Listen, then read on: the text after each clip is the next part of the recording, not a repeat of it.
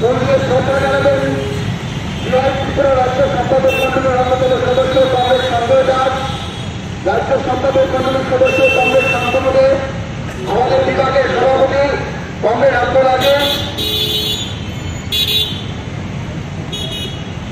শ্রদ্ধা জানাবেন ঢাকার মহকুমা কমিটির সম্পাদক কংগ্রেস রাজীব রাও।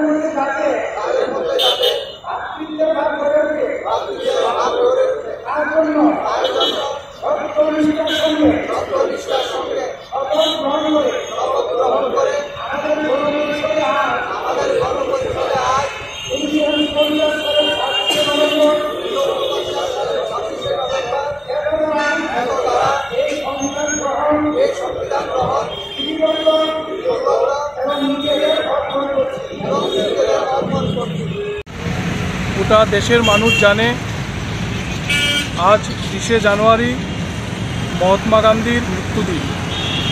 1948 সালের এমনই একটি দিনে বিড়ালা হাউস থেকে প্রার্থনা সভায় যোগদানের উদ্দেশ্যে যাওয়ার পথে একজন কট্টর হিন্দুত্ববাদী সৈনিক নাথুরাম গডসে পরপর 3টি গুলি করে গান্ধীজিকে হত্যা করে এবং মৃত্যুর সময় গান্ধীজির শেষ শব্দ ছিল হে রাম।